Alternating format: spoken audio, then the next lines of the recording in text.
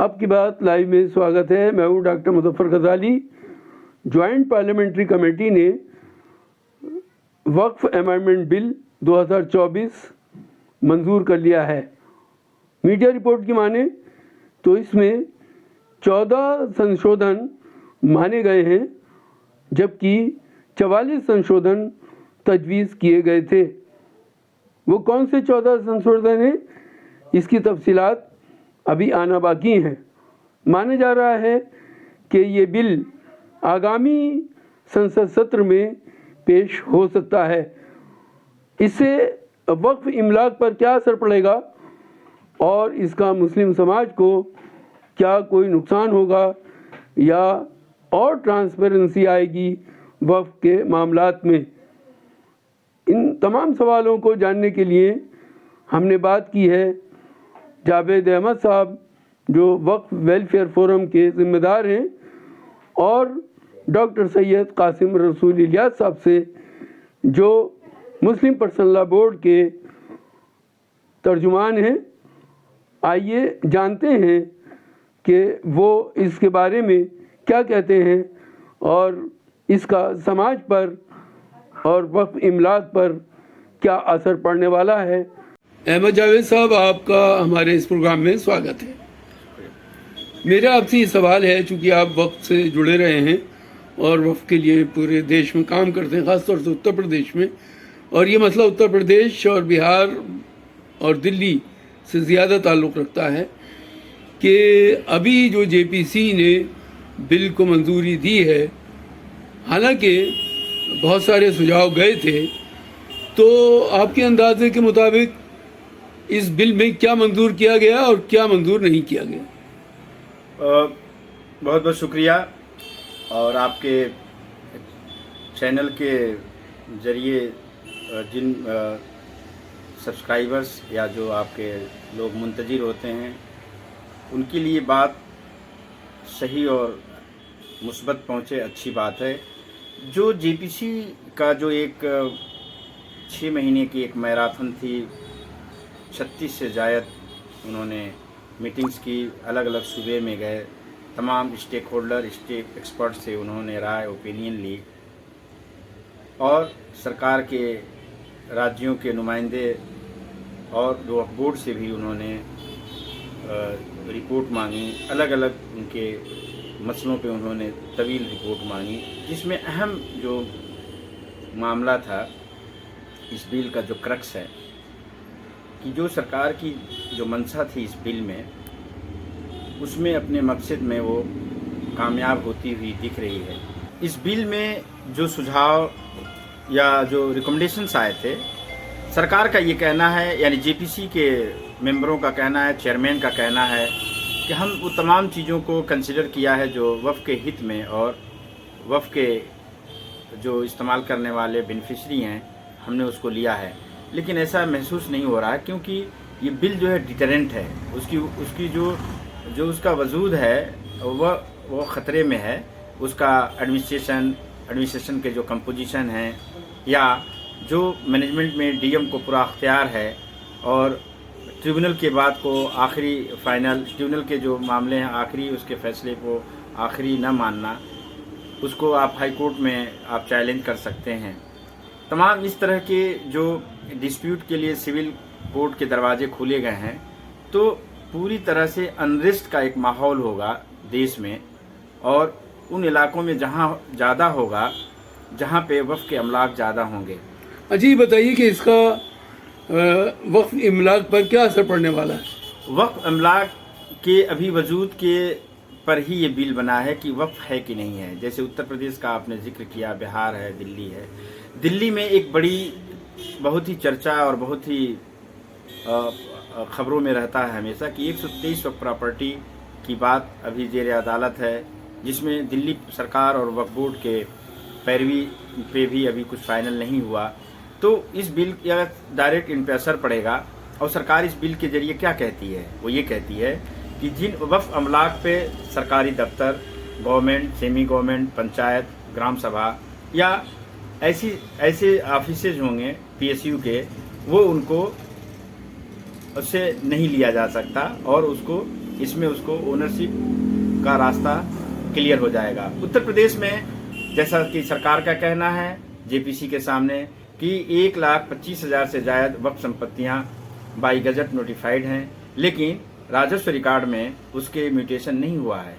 तो इस तरह के जो विरोधाभास हैं बिहार में भी कमोबेश आपको सुन के ताज्जुब होगा कि 1995 के बाद या उससे पहले कभी वहाँ वक्फ का सर्वे नहीं हुआ, यानी जो भी वहाँ पे इंदराज है, रेवेन्यू रिकॉर्ड में है या वक्फ बाय यूज़र है, उसके लिए चैलेंजेज होंगे जब डॉक्यूमेंटेशन की बात होगी।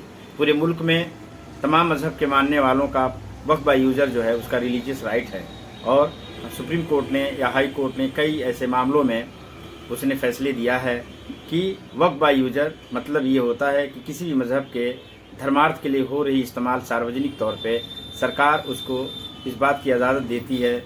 कई प्रदेशों में इसके लिए बिल भी हैं। हाल ही में कर्नाटका गवर्नमेंट ने 2022 में ऐसी बिल लेके आई जिसमें उसने डिफ़ाइन किया कि अगर किसी मजहब के मानने वालों की इबादतगाह, सरकारी ज़मीन या पब्लिक पर भी अगर वो इस्तेमाल हो रही है तो उसको डिमोलिश या उसको हटाया नहीं जा सकता, या उसे जैसे शमशान घाट है, मस्जिद है, गुरुद्वारा है, इनके प्रैक्टिस पे रोक नहीं लगाई जा सकती। तो अगर मुसलमानों के साथ इस बिल के जरिए इस मुल्क में तमाम मजहब के मानने वाले हैं, सबके लिए वक्फ बाय यूज़र अलाउ होगा और यहाँ पे नहीं होगा, तो ये बहुत बड़ी प्रॉब्लम है। अच्छा, ये बताइए, एक परेशानी आने वाली है जी। ये बताइए कि जो गैर मुस्लिम मेंबर लाने की बात की गई है, इसका क्या इम्पैक्ट होगा वक्फ पर? बिल्कुल ये होगा। जो आर्टिकल 26 है, जो संविधान के आर्टिकल 26 है, वो ये इस बात की इजाज़त देता है कि जो भी माइनॉरिटी में रिलीजियस प्रैक्टिस वाले, जो लैंग्वेज के मुताबिक मज़हब के मानने वाले, उनको इस बात का इसमें उसको अख्तियार है कि वो अपने इदारों को, अपने धार्मिक इदारों को, मजहबी इदारों को अपने ही लोगों के ज़रिए रख रखाव और मैनेज किया जाए। तो इसमें जो सरकार जिस तरह का प्रोविज़न लेके आई है, ये कॉन्स्टिट्यूशन के जो फैब्रिक है, जो राइट्स हैं, उसको कन्फ्लिक्ट कर रही है। यहाँ पर कोर्ट को देखना होगा कि क्या पार्लियामेंट को अख्तियार है कि किसी के मौलिक अधिकारों को उसको डाइल्यूट कर सकता है, उससे वंचित कर सकता है, उससे उसको खारिज कर सकता है। तो ये गवर्नमेंट कहीं न कहीं ऐसे कई मामलों में, जैसे आपने गैर मुस्लिमों के दखल में एक तरह से एक नया अध्याय शुरू हो रहा है। देश में जितने मज़हब के मानने वालों हैं, सबको इस बात की इजाज़त है। हिंदू एंडोमेंट में हिंदू ही उसकी मैनेजमेंट में होता है, सिख के इबादतगाहों में सिख ही रहता है। तो मुसलमानों के साथ ऐसा क्यों? तो मुझे लगता है कि सरकार इस मामले में फेयर नहीं है और एक ख़ास मज़हब को टारगेट करके उसके ज़मीन और अमलाक पे कब्ज़ा करने की कोशिश है। अच्छा, एक जो लिमिटेशन का मैटर है, अभी तक आर्टिकल 40 के तहत लिमिटेशन नहीं थी वक्फ की इमलाक पर, क्या इस पर कोई फ़र्क पड़ने वाला है? बिल्कुल पड़ेगा। वो जब जो तमाम चीज़ों में इन्होंने उसके प्रोविज़न को डाइल्यूट किया है, तो उस पर भी असर पड़ेगा, वक्फ बाय यूज़र पे पड़ेगा। और ये किस हद तक उसको बेहतर कर पाए हैं, ये तो जब टेबल करेंगे। आज उन्होंने स्पीकर को दिया है, आज के शेड्यूल में देना था, फिर ये जब 31 को पार्लियामेंट के में कब इसको रिपोर्ट प्रोड्यूस की जाएगी, जब उस पर आएगी तो ये वाज़ेह हो पाएगी कि 44 अमेंडमेंट में कितने अमेंडमेंट में तब्दील हुआ है जो फेवरेबल है वक्फ के बेहतरी के लिए। सवाल ये है कि अगर वक्फ रहेगा तभी तो बात उसके मैनेजमेंट की होगी। जब वक्फ के मैनेजमेंट में गैर मुस्लिम आ जाएंगे, नामित करके आ जाएंगे, फिर तमाम उसके ऐसे मामलों को हल्का बनाया गया, जैसे अतिक्रमण एक बहुत बड़ी चैलेंज है। उस अतिक्रमण पे इन्होंने अपने पहले जो सेक्शन के मामले थे वो डिटरेंट थे, उसमें काफ़ी पनिशमेंट की बात थी, कॉग्निजेबल था। अब वो कॉग्निजेबल नहीं है, अब वो पनिशेबल ऑफेंस नहीं, 50,000 रुपये दे के आप अपना बाहर हो सकते हैं। पहले के प्रोविज़न में ये था कि उसको 3 साल की सज़ा थी, साथ ही साथ उसकी रिकवरी भी थी। तो कई ऐसे मामले में सरकार ने बहुत ही साफ तौर पे उसके जो उसके सेंसिटी थी, उसका जो उसके वक्फ के प्रोटेक्शन के लिए था, क्योंकि वक्फ किसी एक ख़ास मकसद से दिया हुआ एक दान संपत्ति है जिसमें उसके मजहब के, उस वाकिफ के मंशा के मुताबिक इस्तेमाल कर सकती है। अभी सरकार ने जो उसके डिफिनीशन में तब्दील करने की कोशिश की है इस कानून के जरिए कि वाकिफ के मंशे का कोई मतलब नहीं रहेगा। सरकार अपने सार्वजनिक एजुकेशनल तमाम ऐसे इंफ्रास्ट्रक्चर के प्लान ला सकती है जैसे उसको लगता है कि इसमें हमारा अधिकार सरकार का होगा। हालांकि ऐसा नहीं है। वक्फ अलल खैर हो वो भी वक्फ बाई डीड होता है, अगर वक्फ अलल औलाद हो वो भी वक्फ बाई डीड होता है। यानी वाकिफ यानी वक्फ करने वाले के मंशा के मुताबिक इस्तेमाल हो सकता है। जाहिर सी बात है जो इबादतगाह हैं वो उसमें ही प्रैक्टिस में आएंगी, तो फ़र्क पड़ेगा। लेकिन सही तस्वीर तब साफ होगी जब ये पार्लियामेंट में जब ये रिपोर्ट आएगी। अच्छा, ये बताइए, तब हम उसको सही देख सकते हैं, समझ सकते हैं। जी ये बताइए कि जो डीएम को इसमें राइट देने की बात हुई है, डीएम को पावर्स ज़्यादा देने की बात हुई है, इसका क्या इम्पैक्ट होगा? दिल्ली भी डीएम जो था डिप्टी सर्वे कमिश्नर के तौर पे काम कर रहा था, तो जो वक्फ बोर्ड का वक्फ बाय यूजर जो रजिस्ट्रेशन का जो हक था, जो बोर्ड को हक था, उसमें अब डीएम को ही सर्वे सर्वा बनाया गया है। इसमें जो खबरों से पता चल रहा है कि एक तब्दील है जेपीसी के इस पूरे मीटिंग के दौर एक बात समझ में आई है निकल के कि अब जो डिस्प्यूट होगा इन दौरान रजिस्ट्रेशन या जो वेरिफिकेशन के टाइम अगर कोई प्रॉपर्टी वक्त नहीं है तो डीएम को जो अधिकार था कि वो तय कर सकता था। ये खबर में है कि उसको एडिशनल कमिश्नर या कमिश्नर यानी सेक्रेटरी लेवल के सरकार के ऑफिसर को ये मौका मिलेगा। लेकिन तब भी ये जो है कन्फ्लिक्ट करता है क्योंकि एग्जीक्यूटिव पावर को ये राइट नहीं है कि वो किसी भी ज़मीन के मामले में टाइटल डिसाइड करे। वक्त का जो है टाइटल है, यानी कोई अगर रजिस्ट्रेशन कराता है, इंदराज कराता है तो उसको हम टाइटल बोलते हैं। तो टाइटल का अधिकार जो है जुडिशियस प्रोसेस है, ये या तो ट्रिब्यूनल कर सकता है या हाईकोर्ट कर सकता है। तो ये थोड़ा सा देखना होगा। लेकिन तमाम इसके बावजूद भी पार्लियामेंट को अख्तियार है कि वो अपना एक कानून बनाए और वो इस कानून के जरिए अख्तियार दे सकता है।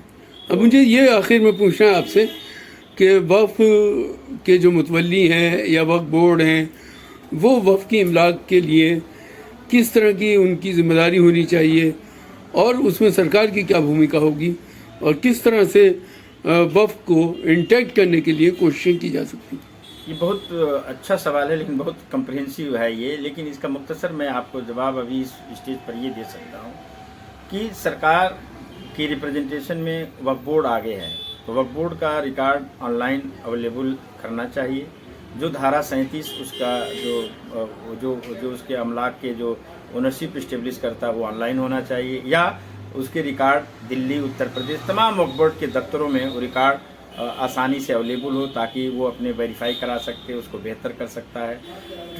वॉलंटियर तौर पे ट्रिब्यूनल जो मुतवल्लीज हैं तो मुतवल्ली अपडेटेड हैं, वो बेनिफिशरी हैं, उनके पास रिकॉर्ड अवेलेबल होना चाहिए। या जिनके वक्फ बाय यूजर हैं वो वक्फ बोर्ड में इंदराज नहीं है या वो राजस्व रिकॉर्ड में इंदराज नहीं है, ऐसे के जो हैं उनके कागजात तैयार करने होंगे। क्या उसके वक्फनामे हैं या उनके पुराने कदीम हैं तो उनके वक्फनामे होंगे, उनकी कोई न कोई नवैयत सरकारी रिकॉर्ड में मिल सकता है। इन चीज़ों पे काम करना चाहिए और ये भी देखना होगा कि क्या सरकार इस कानून को जो पोर्टल बना रही है तो उसमें रिकॉर्ड किस तरह से मांग रही है। जो अभी के अमेंडमेंट में जो प्रोविज़न था कि वो सरकार पोर्टल पे ऑनलाइन पोर्टल पे ये सूचना मांग सकती है कि वक्फ संपत्तियों की डिटेल आप उस पर सबमिट करिए, तो ये एक जो है ये ऑब्जेक्शनेबल मैटर है कि जो बहुत कदीम है, 200-300 साल या आबादी में बने हैं, वक्फ बाय यूज़र हैं, ये तमाम धर्मों और मज़हब के मानने वालों की तमाम ऐसी इबादतगाह हैं जिनके रिकॉर्ड तो नहीं है लेकिन प्रैक्टिस में है, एंशिएंट है, कदीम है, प्राचीन है। इसी तरह यहाँ भी हैं, तो इसमें डॉक्यूमेंटेशन के लिए जो डॉक्यूमेंटेशन वैलिड हों, जो तरीक़ेकार हैं उसको इस्तेमाल किया जाएगा। जैसे ट्रस्ट में वक्फ के अलावा ट्रस्ट को भी ये हक है कि अपने ट्रस्ट के जरिए भी अपने इबादतगाहों, अपने रिलीजियस मदरसों और चीज़ों को मेंटेन किया जाता है, वो भी वैलिड है। सोसाइटी के जरिए भी वैलिड है। तो ये तमाम ऑप्शंस हैं और वक्फ बोर्ड में अगर इंदराज है तो उसके प्रॉपर डॉक्यूमेंट होने चाहिए। सरकार की तरफ से इस पहल में इसकी मदद होनी चाहिए कि जो गलत नैरेटिव है उत्तर प्रदेश, दिल्ली और बिहार में, इस नैरेटिव को ख़त्म करने का काम सरकार का है, तमाम उन सेकुलर माइंड का है, वो तमाम देश के जो देश प्रेमी हैं उनका है कि ये मीडिया के जरिए जो गलत नैरेटिव फैलाया गया है ये कि ये ज़मीन और लैंड जो है ये गलत है, तो इसको इस मिथ को ख़त्म करने के लिए तमाम लोगों को, जागरूक लोगों को आना चाहिए कि ये खास मकसद के लिए, धर्मार्थ के लिए है और ये परोपकार के लिए है। तो इसका काम सरकार का भी है, स्टेक होल्डर का भी है, राजनीतिक सामाजिक का है और मजहबी जो लीडर्स हैं उनकी भी भूमिका अहम है। तो इस तरह से देश को भी आगे बढ़ाना है, सरकार के कायदे कानून को भी लागू करना है और आप अपने को बेदार होइए, अपडेट होइए, चीज़ें सब फेवरेबल होंगी। एक चैलेंज को आप एक्सेप्ट करिए, आप आगे बढ़िए। कानून अगर जो भी कुछ है तो उसके तरीक़ेकार हैं, वो आप कोर्ट में जाएंगे, सुप्रीम कोर्ट में जाएंगे, अभी रास्ते बहुत हैं, कोई आखिरी रास्ता और मंजिल नहीं है। सरकार अपने ढंग से आती है, अपनी चीज़ों को बनाती है, सब राजनीतिक उद्देश्य होते हैं, लेकिन ये मुल्क बहुत ही खूबसूरत है, सभी मजहब के रहने वाले हैं और ये रहेगा, हमेशा रहेगा, मुल्क रहेगा, सरकारें आती जाती रहेंगी। जेपीसी ने 14 सिफारिशों को माना है, उसने अपोजिशन की कोई भी सिफारिश नहीं मानी। तो आप क्या सोचते हैं कि कौन सी सिफारिशें मानी होंगी और इसका क्या इम्पैक्ट होने जा रहा है वक्फ इमलाक पर? देखिए, इस बार जो वक्फ एक्ट के अंदर तरमीमात सजेस्ट की है बीजेपी ने, वो तरमीमात बहुत ही ख़राब तरमीमात है, बहुत ही ख़तरनाक तरमीमात हैं और वक्फ की इमलाक को, वक्फ की प्रॉपर्टीज़ को जो प्रोटेक्शन हासिल था वो सब प्रोटेक्शन विड्रॉ कर ली है। हमें अभी अंदाज़ा नहीं है कि वो कौन सी 14 तरमीमात है जिसकी सिफारिश की गई है, लेकिन चूंकि आप जानते हैं कि अपोजिशन की जो मेंबरान पार्लियामेंट हैं उस जेपीसी के अंदर, उनकी कोई बात नहीं सुनी गई। इसका मतलब ये कि वो तमाम वो सिफारिशात जो वक्फ के पूरे कैरेक्टर को तब्दील करती है, वो सिफारिशात मान ली गई।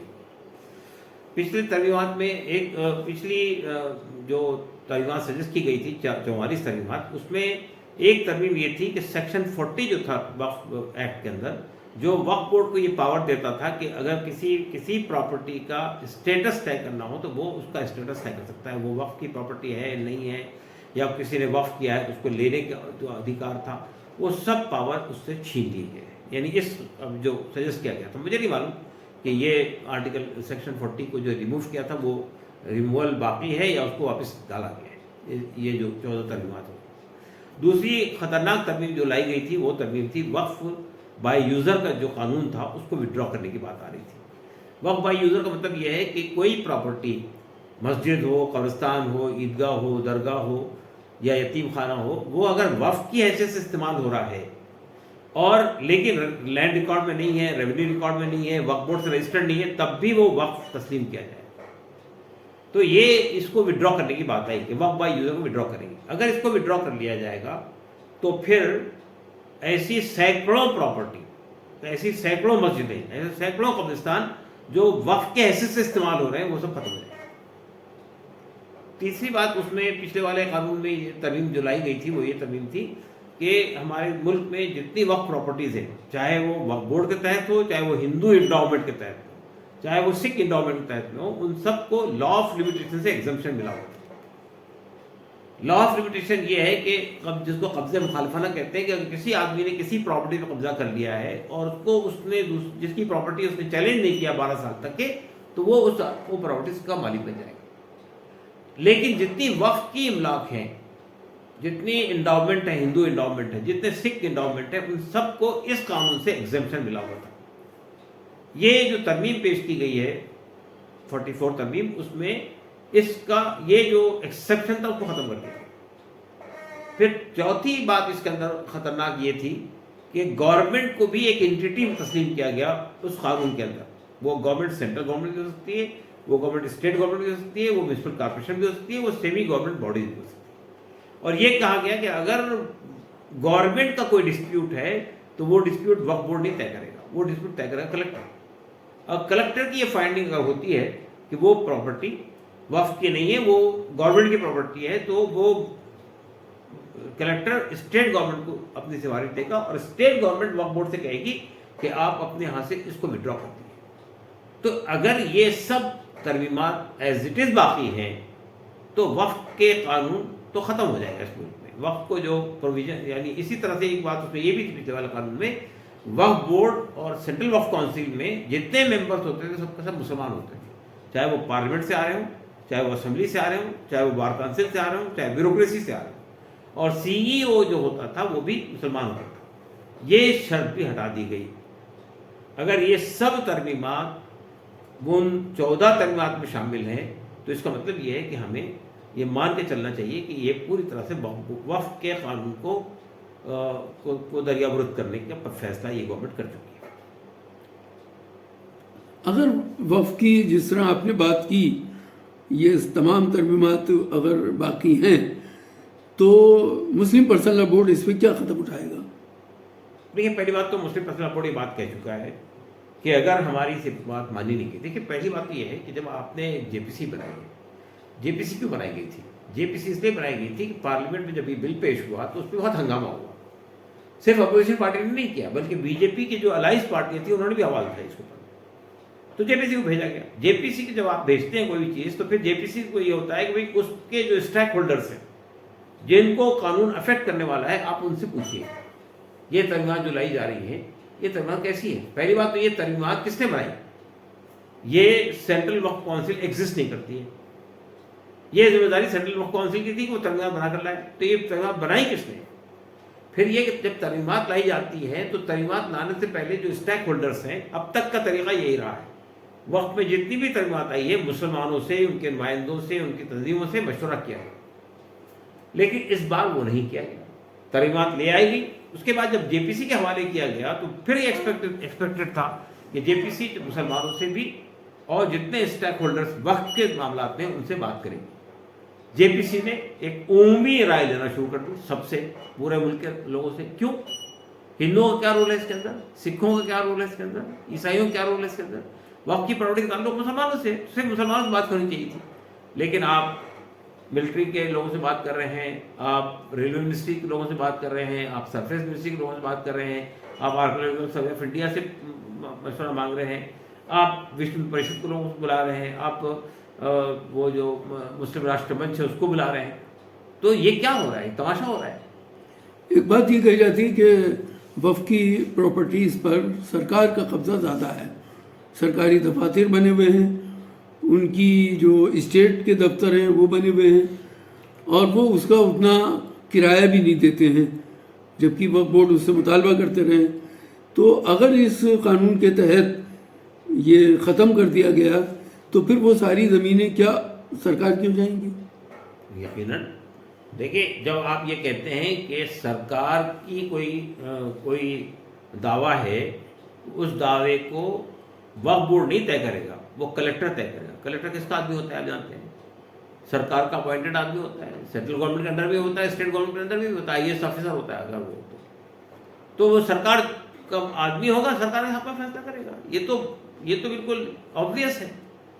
तो मेरा कहना ये है कि वक्फ के ऊपर जो सरकारी ज़मीनों पे कब्जे हैं, वो कब्जों में तो हम ये मान के चलिएगा कि वो आपके हाथ से निकल जाएंगे अगर ये कानून मंजूर हो गया तो जो बाबरी मस्जिद का मसला था, पार्लियामेंट में अखिलेश यादव ने कहा था कि एक बार DM को पावर देने के नतीजे में बाबरी मस्जिद हुआ, तो क्या अब DM को पावर दी गई तो क्या क्या हो सकता है?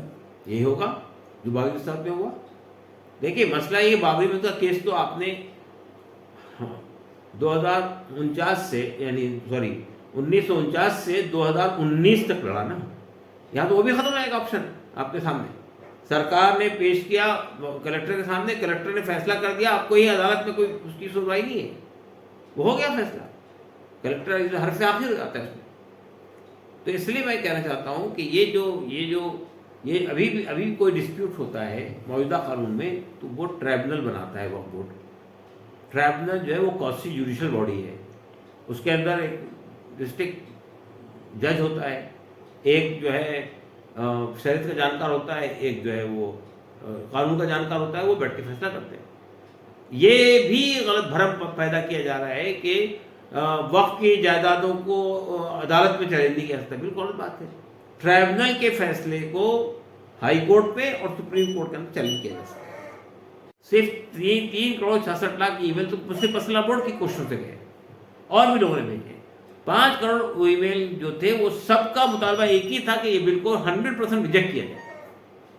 फिर मुलाकातें हुई, पर्सनल बोर्ड ने मुलाकात की, जमात इस्लामी ने मुलाकात की, जमीयत उलमा ने मुलाकात की, जमीयत अहले हदीस ने मुलाकात की, देवबंदियों ने मुलाकात की, बरेलियों ने मुलाकात की, सब लोगों ने अपनी बात रखी और सबका मुतालबा ये था कि ये तरमीमात वक्फ के कानून को ख़राब करती है, इसको वापस ले जाना चाहिए।